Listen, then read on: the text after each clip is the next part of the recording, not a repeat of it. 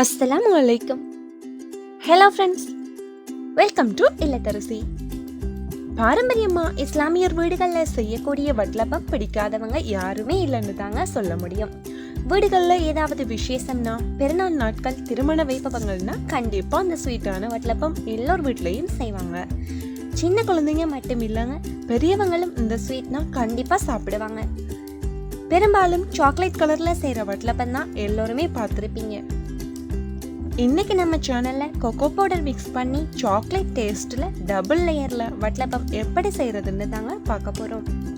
வாங்க எப்படி செய்யறதுன்னு பார்க்கலாம்.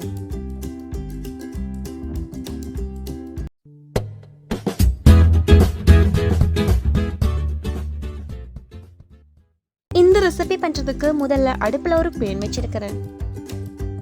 பேன் ஹீட் ஆனதும் 180 கிராம் சுகர், கூடவே கொஞ்சமா தண்ணீர் சேர்த்து இதனை கரமல் பதத்துக்கு காய்ச்சி எடுத்துக்க போறோம்.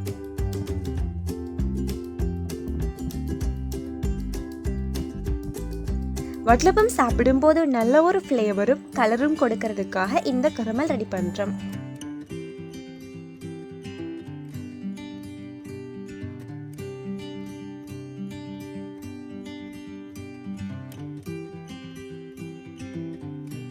இந்த அளவுக்கு கரமல் காய்ச்சி எடுத்துட்டோம்.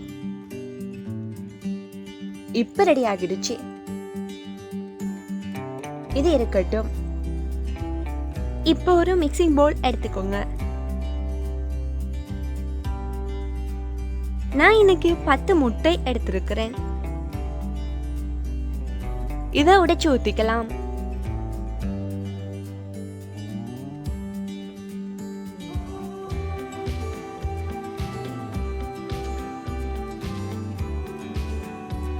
கூடவே 200 கிராம் சுகர்,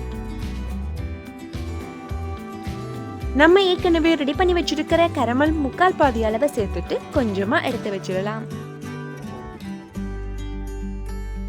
இப்ப இது கூட ஒரு பிஞ்ச் அளவு உப்பு, நல்ல கெட்டியான தேங்காய் பால் அரை மூடி தேங்காயிலிருந்து எடுத்தது, இதை ஒரு கப் அளவு சேர்த்துக்கலாம். கூடவே 100 ml அளவுக்கு கண்டென்ஸ் மில்க் சேர்த்துக்கிறேன். இது ஆப்ஷனல் தான், நீங்க விரும்பினா சேர்த்துக்கலாம். இப்போ ஒரு ஹேண்ட் பீட்டர் வச்சு நல்லா 2 நிமிஷம் அடிச்சு எடுத்துக்கலாம்.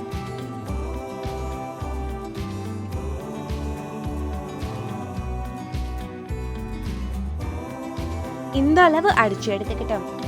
இப்போ இது கூட 2 டீஸ்பூன் கோகோ பவுடர் சேர்த்துக்கிறேன். சேர்த்து இது நல்லா மிக்ஸ் ஆகும் வரை இன்னும் 2 நிமிஷம் அடிச்சுக்கலாம்.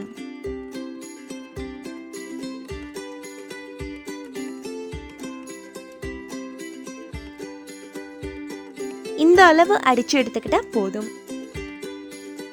இப்போ ஒரு பவுல்ல கொஞ்சமா நெய் அல்லது பட்டர் தடவிக்கலாம்.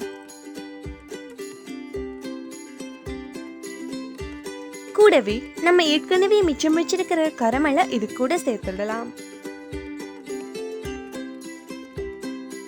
சேர்த்துட்டு இந்த மாதிரி ஃபில்டர் வச்சு நம்ம அடிச்சு வச்சிருக்கிற முட்டை கலவையை வடிகட்டி எடுத்துக்க போறோம். இந்த மாதிரி ஃபில்டர் பண்ணி எடுத்துக்கிட்டோம். இப்ப இது மேல வாசனைக்காக ஒரு 3 ஏலக்காய், 2 துண்டு பட்டை எடுத்து இந்த மாதிரி தட்டிட்டு சேர்த்துக்கலாம்.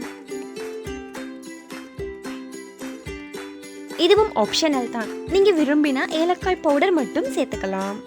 இப்ப இது இருக்கட்டும். அடுப்புல ஒரு பெரிய கடாய் வச்சிருக்கிறேன். இந்த மாதிரி ஒரு 1.5 லிட்டர் அளவுக்கு தண்ணீர் சேர்த்துட்டு சென்டர்ல ஒரு ஸ்டாண்ட் வச்சுக்கலாம். இப்ப இது கொதிக்கட்டும். ஒரு 2 நிமிஷம் மூடி வச்சிடலாம். இப்ப தண்ணீர் நல்லா கொதிச்சுக்கிட்டு இருக்கு. இந்த ஸ்டேஜ்ல நம்ம ரெடி பண்ணி வச்சிருக்கிற முட்டை கலவையை மெதுவா சென்டர்ல வச்சிடலாம். இந்த மாதிரி மூடி போட்டு வச்சிருக்கிறேன். நீங்க அலுமினியம் ஃபாயில் பேப்பர் கவர் பண்ணி கூட வச்சுக்கலாம். இதை மூடி போட்டு 40 to 45 நிமிஷம் வச்சிடலாம். இந்த மாதிரி மேல ஒரு வெயிட் வச்சுக்கோங்க. இப்ப திறந்து பார்க்கலாம். ரொம்ப நல்லா ரெடி ஆகிடுச்சு. இதை கவனமா வழியில எடுத்துடலாம்.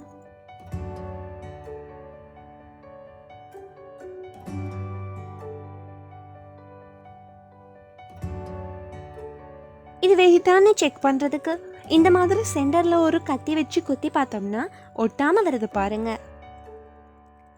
இது ரெடி ஆகிடுச்சு. இதை இப்படி ஆற விட்டு ஒரு 2 மணி நேரம் ஃப்ரிட்ஜில் வச்சு எடுத்து சாப்பிட்டோம்னா இன்னுமே டேஸ்டியாக இருக்கும். இப்போ கட் பண்ணி டேஸ்ட் பார்த்துடலாம்.